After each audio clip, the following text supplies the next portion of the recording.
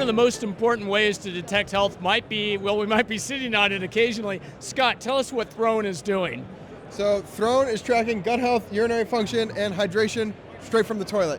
So the idea is that your waste holds the key to understanding what's actually happening inside your body, and you can only connect the dots to your outputs and your inputs if you actually have objective data on your outputs.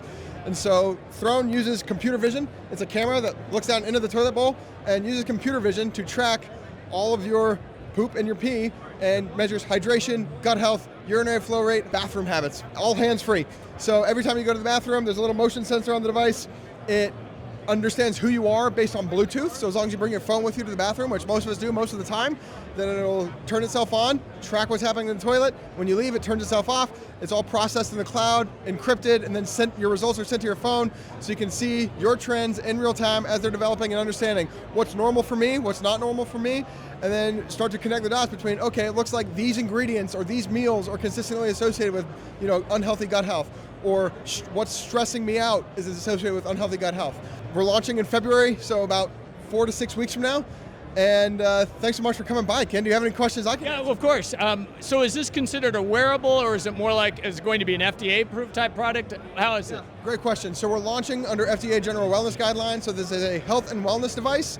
Although we do have future FDA ambitions, we are very carefully not an FDA-cleared medical device today.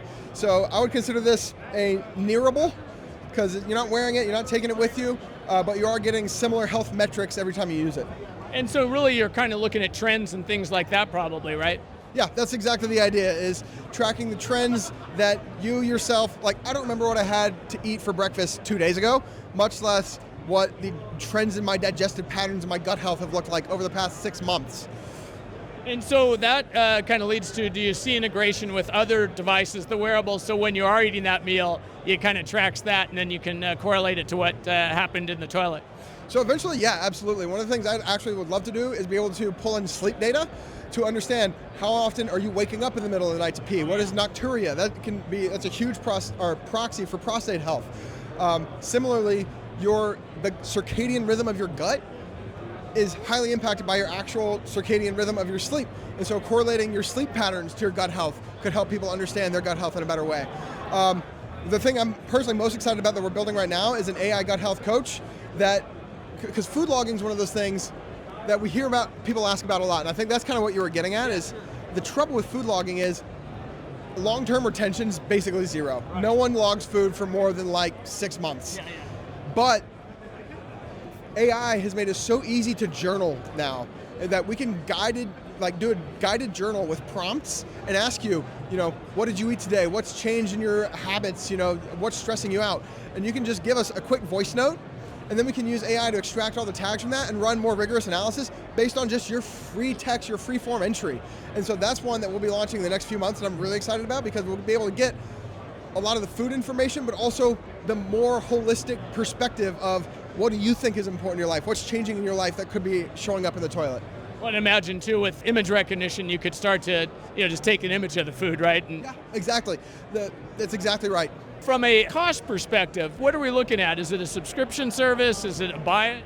Yeah, so it's $400 for the device and then $6 a month, because all of that processing does cost us money. Yeah. Right now you need the phone. Do you see a possibility of maybe using a signature of the person, from what is the waste product to make it truly hands-free, phone-free?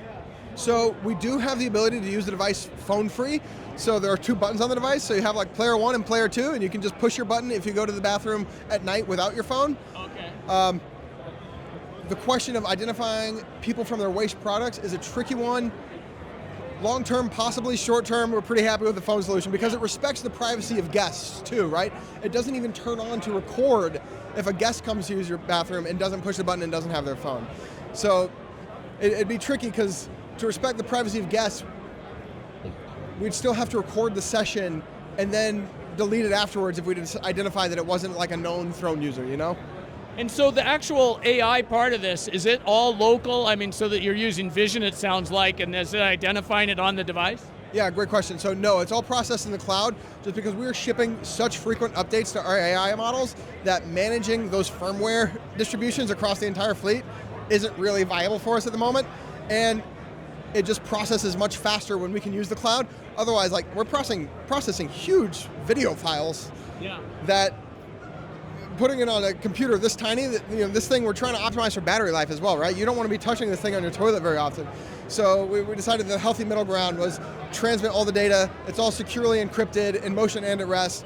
All the results are sent to your phone encrypted, but it allows the device to have like a 4 to 6 week battery life as well. And so what sort of bandwidth are you talking, upstream on this? That's a great question. Let me pull in my CTO. Let me phone a friend for that one. My chief product officer here, John, is telling us we're rate limited by your Wi-Fi.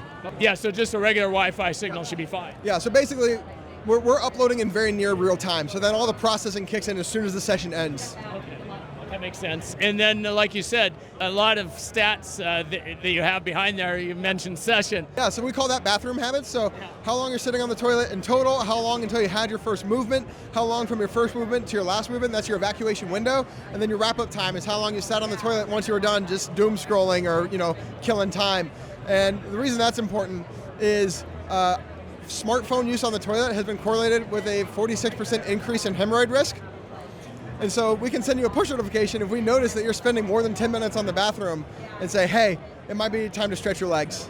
Excellent. Well, that's a good note for me to start stretching my legs. Well, I wish you guys luck on this because what you're doing, it may sound funny, but it's actually really important data that will help a lot of people, right? I really believe so. There are tens of millions of Americans with mystery gut health issues and mystery urinary tract issues that would be better understood by paying more attention to what happens in the toilet. Excellent, thank you. Thank you so much, Ken.